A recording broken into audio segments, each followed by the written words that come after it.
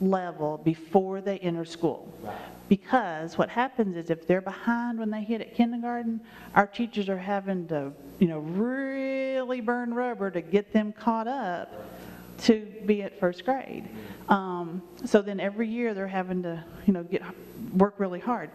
Now, one of the ways that this program, the program, the way it was set up, the research showed that if you read to your kid or your child 20 minutes a day, every single day, from the day it was born until the day it entered school, that's good enough.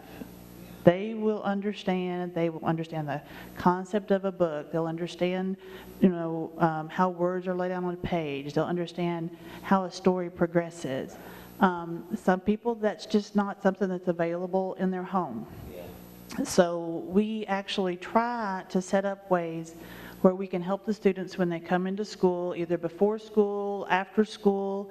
One of the, at Johnson we had Eagle's Nest is what they called it. In the library in the morning, we had a couple of parents that would volunteer to come in. If a child came in and hadn't been able to have a book read to them the night before, they could pick out a book, the adult would sit down, read the book to them, or let the child read the book to the adult. And then they could take accelerated reader test for it, which is a big, huge deal. At the elementary school level, you want to get your AR points. At Johnson, there's a huge celebration at the end of the year. The person who gets the most AR points, you get a big plaque. It gets presented in front of the whole school. Everybody that meets their AR goals gets a little plaque with their name and the number. And I don't care who you are. If you're 6 years old and somebody hands you a wooden plaque that came from Lowe's or wherever with your name and the date and what a great job you did, you can't help but be proud. Exactly. And can't help but want to do more. You took the words right out of my mouth. A lot of things that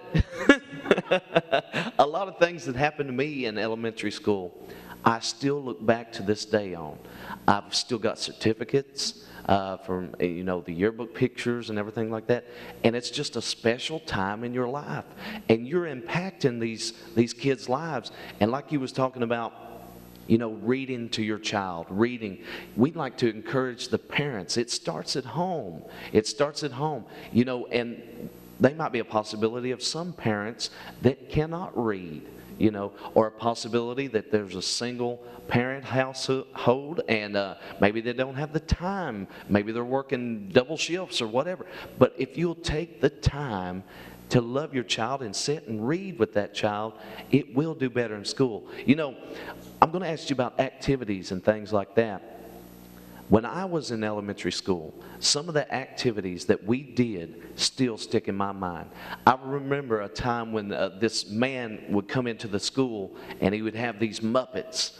And man, that still sticks with me. I remember that because he would give us life experiences with these Muppets. Tell us about that. Well, you keep just triggering things. One of the things is, with all of the budget cuts, of course, they can't take as many field trips because transportation is so expensive. So we try to bring programs in, but even that can be expensive. But just like you said, there are certain programs that come in that just stick in your mind. There's a group called the Wolf Brothers that come in from Louisville. It's a musical group.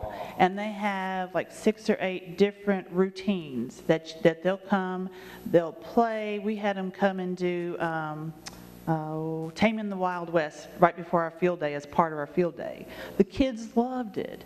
We had them come do a piece on American history right before testing last year.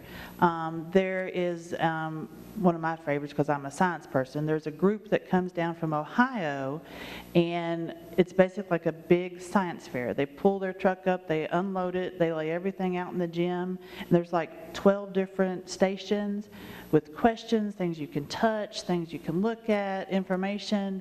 I know there's a guy that comes that dresses like an Indian. Well, actually, he actually is an Indian, but he comes dressed like an Indian, and just as a funny side note, the first time he came in, they weren't sure if he had enough skin covered. So they weren't sure how that was going to go over, but it was fun. And the kids absolutely I mean, those are the things that really stick with them. I mean, they learn the basics, and it's important to know the basics, to, just to go back to reading just a minute. One of the things I was worried about with the reading program was, well, now what's going to happen with, their math scores, with their science scores, with all this other stuff. And in doing some research, it shows that if our kids can read and read well, all the other things will fall into place. And I've had some teachers in my past that have stuck out in my mind that even to this day, the things that they taught me, they taught it out of love and they taught it out of respect. And even a lot of fun times, they would teach us fun things, but they'd be giving us a real hard lesson out of it. Things like that. And right here is a caring woman. She really absolutely cares for these students. I could just tell that by talking to her. And she's got such a love in her heart to reach out to these young people. What about kids that's been abused and been hurt in their life?